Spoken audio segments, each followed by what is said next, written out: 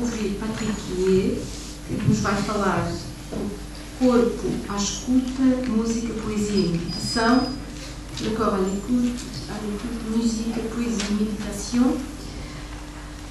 Patrick é poeta, tradutor e crítico francês, é atualmente professor de literatura comparada na Universidade de Nice, é tradutor de obras em português como Eugênio de Andrade e Fernando Pessoa, principalmente salienta-se a nova edição dos poemas de Álvaro de Campos, de 2020. Ainda editou a edição de Fernando Pessoa nas obras poéticas, as suas obras poéticas na Pléiade, autor de Office du Murmure na Différence, e penso em 2006 António Osório, Les Yeux d'Ulysse, e muito próximo da nossa cultura.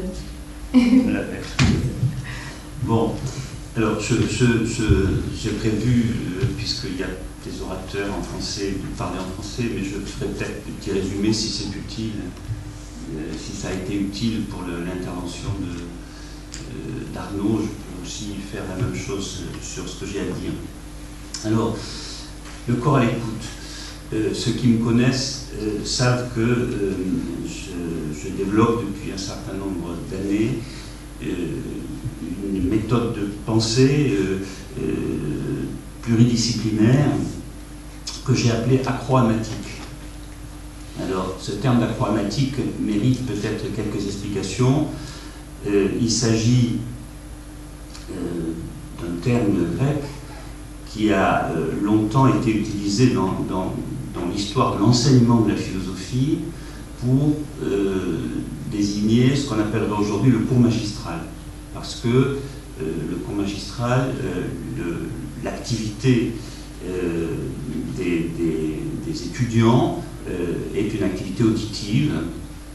Ils n'interviennent pas, ils se contentent, n'est-ce pas, d'être tout à l'écoute. Et donc, en reprenant ce terme et en lui donnant un sens plus élargi, à savoir tout ce que nous pouvons penser à partir d'une modélisation, d'une théorie de la connaissance qui reposerait non pas sur un modèle visuel, modèle pour lequel je note au passage qu'il est impliqué dans l'instauration des binarismes qui ont été déconstruits par Arnaud à l'instant, eh bien, si nous modélisons notre façon de penser à partir du fonctionnement de l'écoute, du fonctionnement de l'oreille, nous avons l'instauration de tiers, comme cette tierce abstraction dont il vient d'être question, et c'est en ce sens que je vais réfléchir avec vous, pour vous, sur cette question du corps à l'écoute dans la musique et dans la poésie. Dans les travaux d'acroamatique que j'ai menés depuis un certain temps, il y a deux poèmes d'Apollinaire qui m'ont beaucoup intrigué. Ces deux poèmes portent le même titre. Ce titre est le suivant, Acousmat. Et ce terme d'acousmat est un terme, évidemment, qui a une histoire, et je voudrais la résumer rapidement ici parce que je vais avoir à utiliser ce concept pendant mon exposé. Alors, ceux qui parmi vous ont fait du grec ancien savent que le suffixe ma est un suffixe concrétisant. Donc, acousma en grec, acous, ce qui rentre dans l'oreille, n'est-ce pas, et ma, l'objet concret qui entre dans l'oreille. C'est-à-dire qu'à l'origine, cela voulait dire un bruit, un son. Et puis ce mot a commencé à connaître une évolution sémantique dès l'Antiquité, puisque il a glissé, pour commencer, dans la direction suivante, puisque c'est quelque chose qui rentre spécifiquement dans l'oreille, ça peut désigner un événement qui ne regarde que l'oreille, et par conséquent, ça peut désigner un bruit ou un son dont nous ne percevons pas, par des autres sens, la modalité de production. Autrement dit, si nous entendons une explosion qui a lieu dans la rue en ce moment, on pourra dire qu'elle a une dimension acousmatique parce que nous n'en savons pas les tenants et les aboutissants. En revanche, vous me voyez, vous entendez ma voix, et c'est un phénomène acoustique, même s'il est relayé par un micro. Cette définition du mot acousmate est très ancienne, et elle a servi d'ailleurs à l'enseignement pythagoricien dont il a été question à l'instant, puisque le maître pythagoricien s'adressait à ses disciples cachés par un rideau, pour bien montrer justement cette dimension d'un enseignement qui se fait par une voix dont on ne doit pas percevoir le dispositif de production par tout autre sens que l'oreille. Arrive le christianisme, arrivent les pères de l'Église, et les pères de l'Église ont besoin d'un terme pour désigner d'une part le discours de Dieu au fond de soi, comme c'est chez saint Augustin dont je reparlerai tout à l'heure, ou pour désigner le discours des anges ou la parole de Dieu lorsque Dieu s'adresse à Moïse par exemple. Et donc c'est à ce terme d'acousmate qu'il peut être fait recours, et cette tradition religieuse mystique qui est accordée au terme d'acousmate va se perpétuer dans toute une littérature de nature spiritualiste jusqu'au XIXe siècle.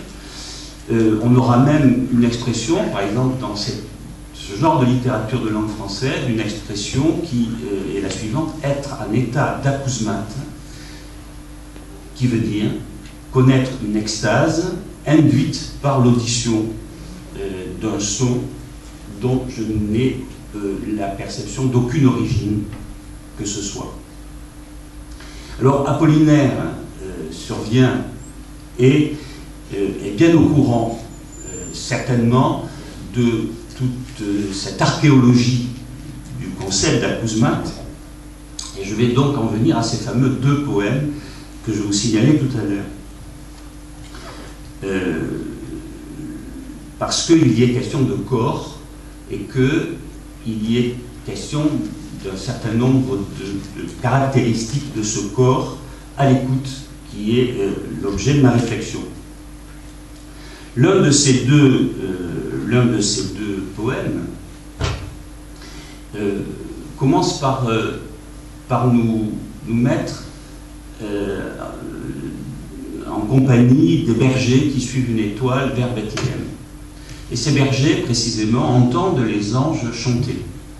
Donc, référence à la tradition spiritualiste chrétienne du terme d'acousmate dont je viens de vous parler.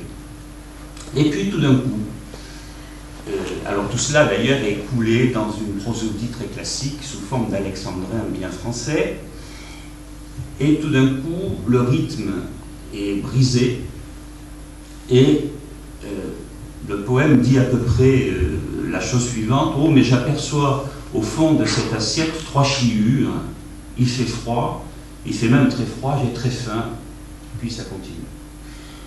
Et à la fin, on revient, par référence à l'hiver, par référence à l'époque de Noël, on revient au thème initial, et ce qui fait qu'on a affaire à un texte un peu étrange qui, à mon avis, opère une sorte de renouvellement du concept d'acousmate. On fait référence à sa tradition mystique, mais au moment même où la littérature de fiction va s'emparer du discours intérieur, par exemple avec James Joyce ou avec Virginia Woolf et son Stream of Consciousness, la poésie, selon Apollinaire, s'empare aussi de ce discours intérieur.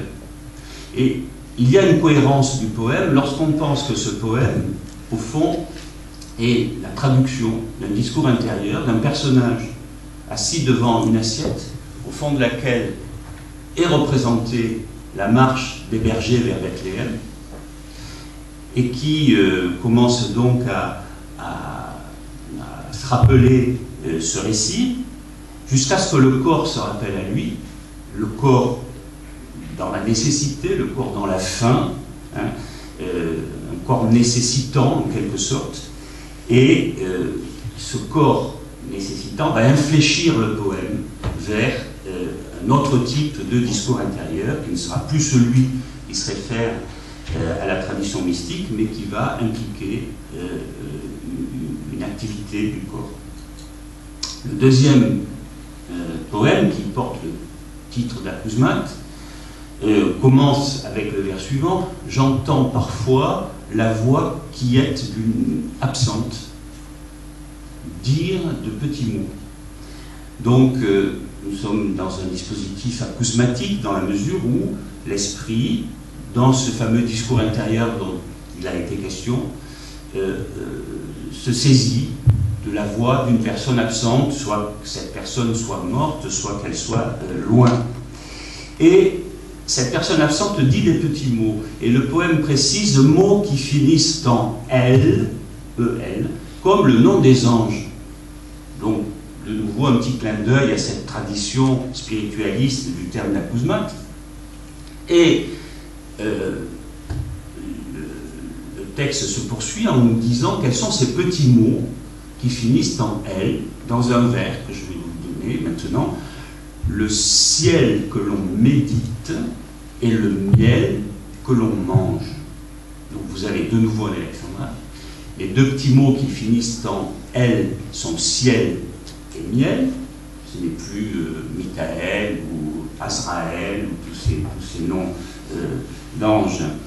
Et en réalité, ce vers fonctionne un petit peu comme un paradigme de ce que c'est que l'écriture poétique. Puisque, vous avez entendu, le ciel que l'on médite et le miel que l'on mange, une allitération assez évidente en M, qui traduit dans le poème, encore une fois, la présence du corps, mais d'un corps qui n'est pas opposé à l'esprit, puisque le ciel que l'on médite et le miel que l'on mange font partie d'un même dispositif. Alors, ces jeux de récurrence sonore sont les marques du corps dans le rythme, si on peut considérer le rythme comme la chair du poème. Donc, je vais peut-être rappeler cela dans quelques mots en portugais. Dois poemas do Apollinaire têm o mesmo título, que é Akouzmat. E Akouzmat tem uma história, e essa história podia acompanhar a narrativa que foi feita há bocado pelo Arnaud, e, no fundo, o Apollinaire, neste caso, podia ser considerado como desempenhar o papel na poesia, que foi o papel do Klee na pintura, o papel do Bergson na história da filosofia, ou seja,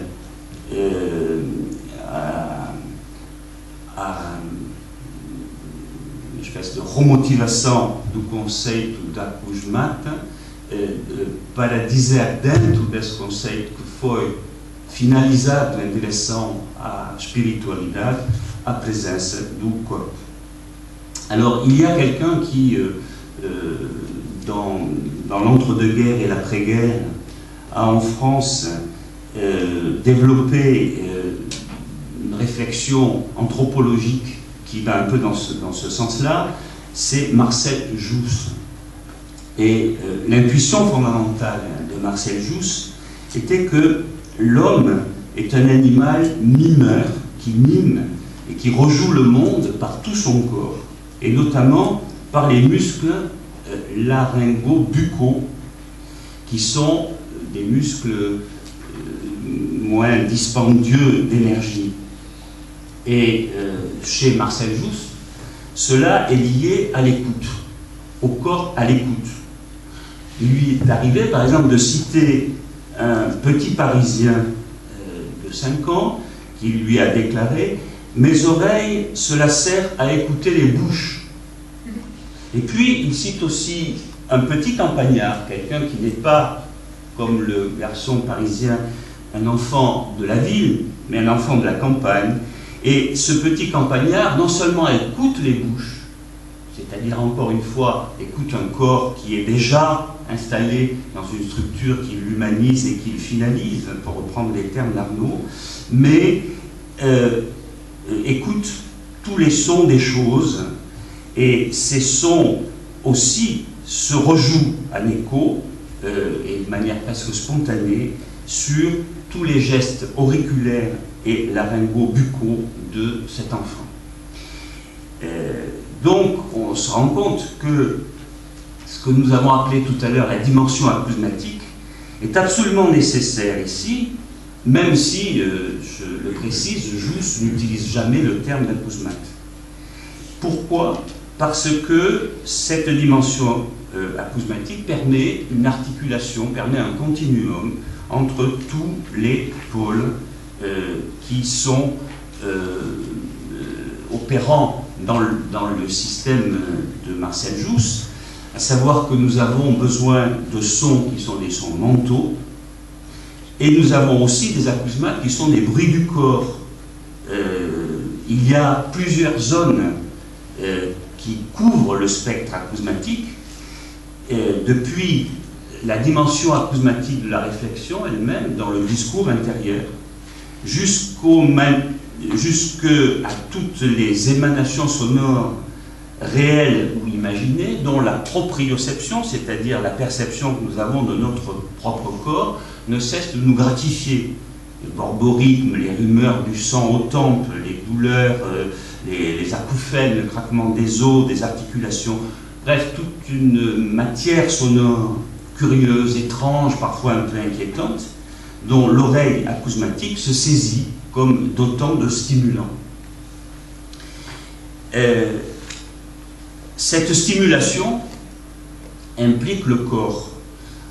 En tant que corps, comme je le disais tout à l'heure, nécessitant, corps désirant, corps méditant, corps hanté par la blessure, par la mort, par le manque, corps où les acousmates ont un effet de dédoublement, de vibration, qui n'est pas sans rappeler ce que Lorca dit dans son petit opuscule intitulé « Théorie et jeu du duende ». Vous vous souvenez peut-être que dans ce texte de conférence, Lorca, parlant de création artistique, dit que la création artistique n'est véritable que dès lors qu'il y a en elle ou dans l'artiste du duende, et que le duende n'apparaît que lorsqu'il y a blessure, lorsqu'il y a mort.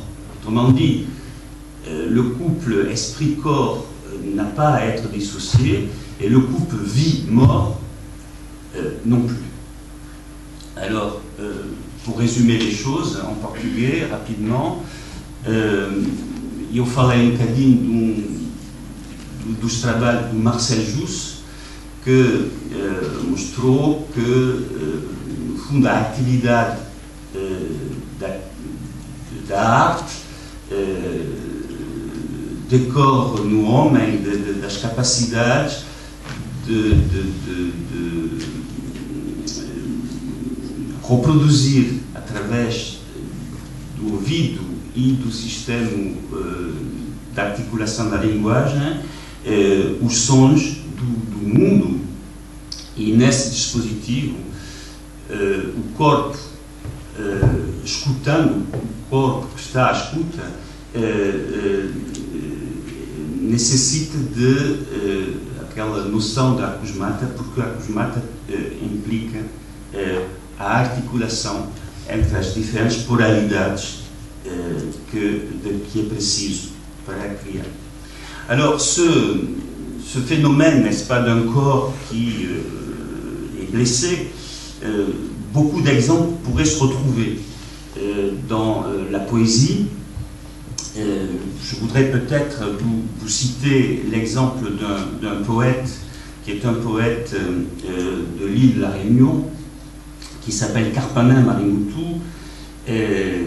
Toute sa poésie est marquée par justement la blessure de la voix et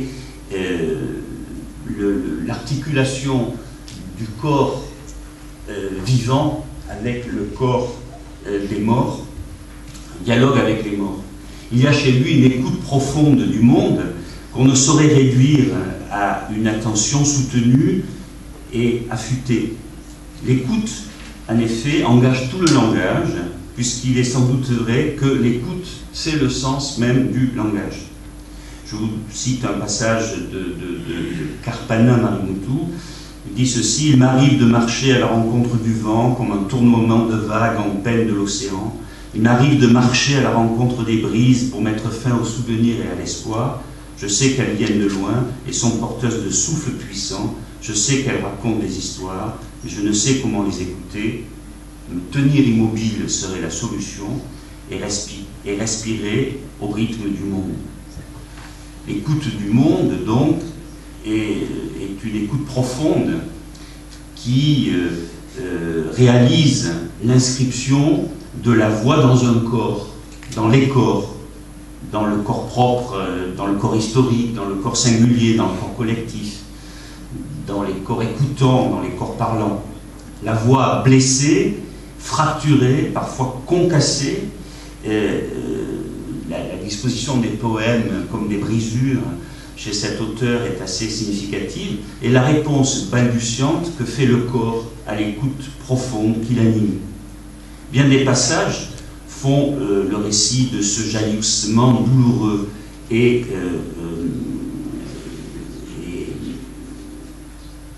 en quelque sorte entravé par la blessure. Je voudrais par exemple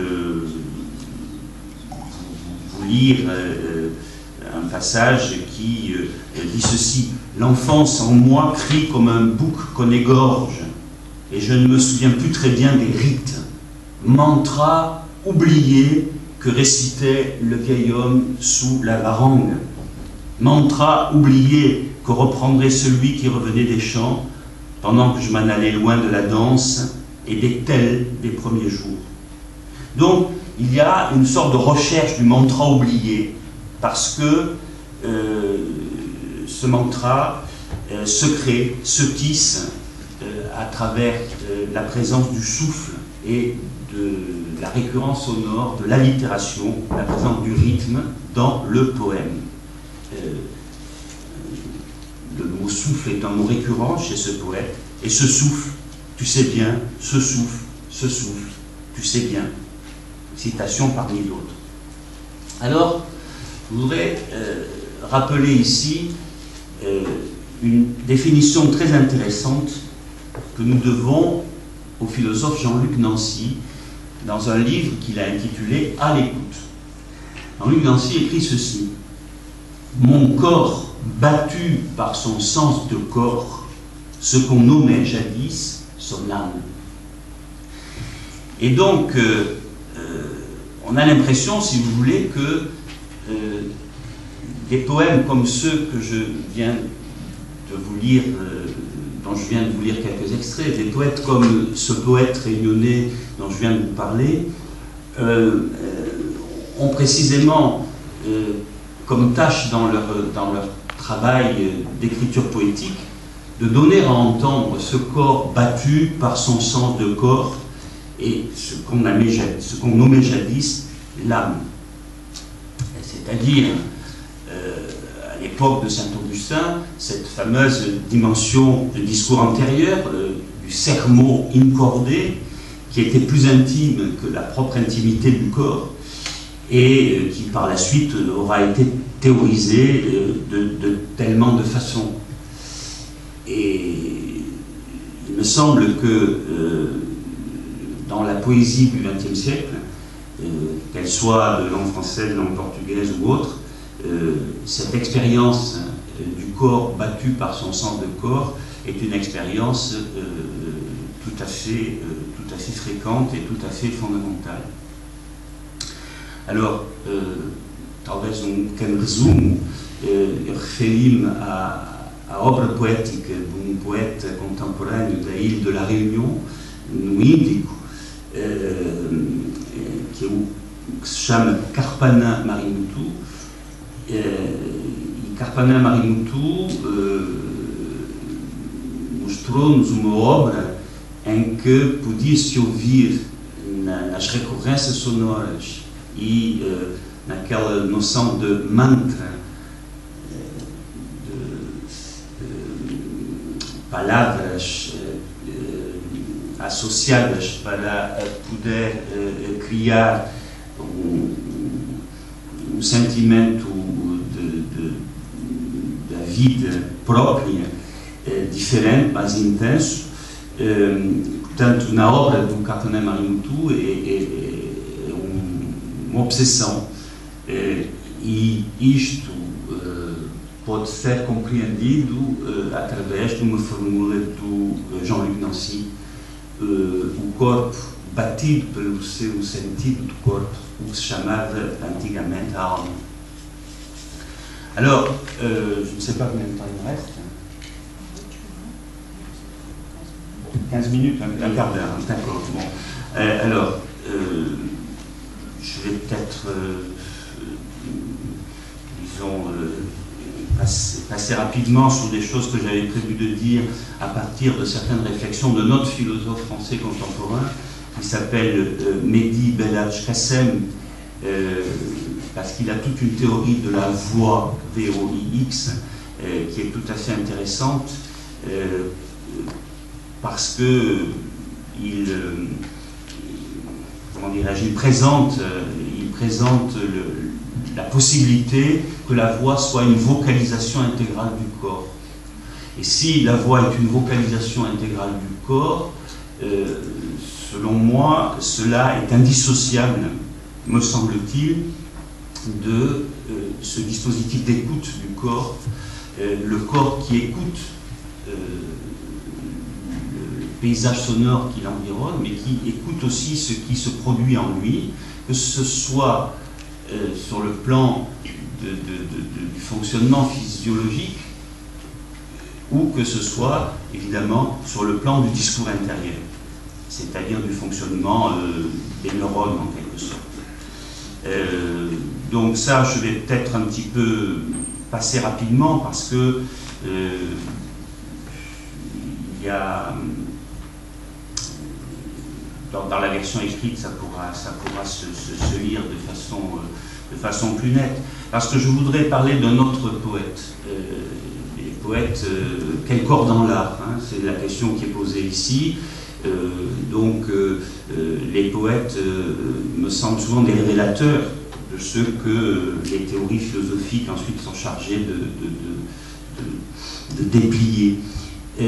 Cet autre poète, il est intéressant, pourquoi? Parce qu'il a lui-même forgé un mot qui fait partie de ce que Deleuze appelle les mots ésotériques, les mots valises, et qui est un mot vraiment très, très important pour nous aujourd'hui, puisque ce mot, c'est le mot corps-poème. Et ce poète, c'est un poète algérien qui s'appelle Jean Sénac. Jean Sénac avait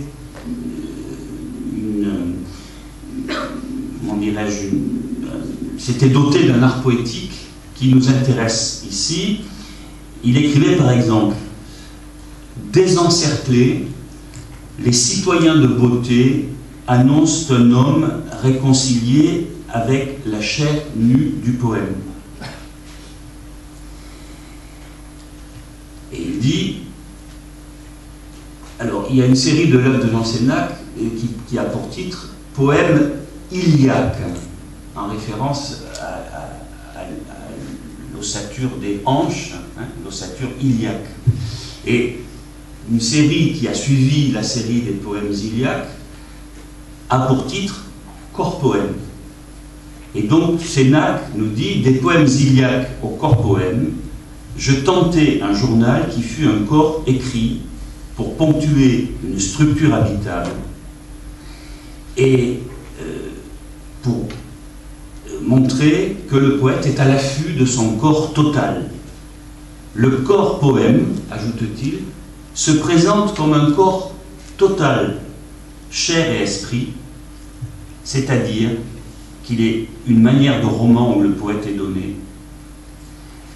C'est un corps mutilé, mais à la façon des statues arrachées à l'abîme, il parle.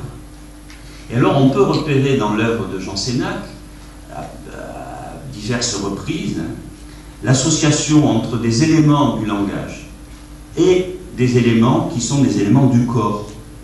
Alors, j'aurais pugnerais pour ma part à définir cette association sous le terme de métaphore, parce que j'ai l'impression qu'il y a quelque chose de plus organique qui est en jeu dessous. Je vous donne des exemples. Par exemple, mot, vertèbre transfigurée. Ailleurs, vertèbre disloquée, cri essentiel. Le glas lancinant qui d'une vertèbre à l'autre égrène encore un nom. Donc on voit bien que ça n'est pas un dispositif métaphorique au sens rhétorique du terme, mais qu'il y a une sorte de relation vraiment d'équivalence très forte qui associe les éléments du corps aux éléments du langage. Et c'est ça qui est dit par le mot ésotérique qui rassemble la série corps et la série langage sous le terme de corps-poème. Voilà pourquoi il m'importait de parler de Jean Sénac. On pourrait parler de bien d'autres auteurs contemporains, et notamment d'un poète qui est aussi musicien, compositeur, qui s'appelle Jacques Robottier. Il y aurait matière à réflexion dans beaucoup des textes de Jacques Robottier. En tout cas, ce qui me paraît être en mouvement, aussi bien chez Jean Sénac que chez Robottier, c'est une réhabilitation du corps par le biais de ce que j'ai appelé l'écoute acousmatique. Et du coup, cela nous demande d'écouter les textes que nous lisons d'une façon beaucoup plus attentive, un petit peu comme si dans les textes des poètes, alors vous voyez, je vous avais annoncé la musique, j'ai un peu sauté les choses de la musique, mais Pascal Criton est là pour rétablir l'équilibre. Un petit peu comme si dans les textes des poètes, la mélodie, l'harmonie, le rythme, et donc les acousmates, et donc le corps, et donc la voix avec un X, ne sont pas quelque chose qui vient après, ne sont pas quelque chose qui vient après la voix VOIE, mais sont la voix VOIE elle-même, c'est-à-dire le cheminement, le mouvement. Et bon, c'est sur cette dernière réflexion que je resterai, en attendant évidemment les questions qui pourront se poser à cet exposé.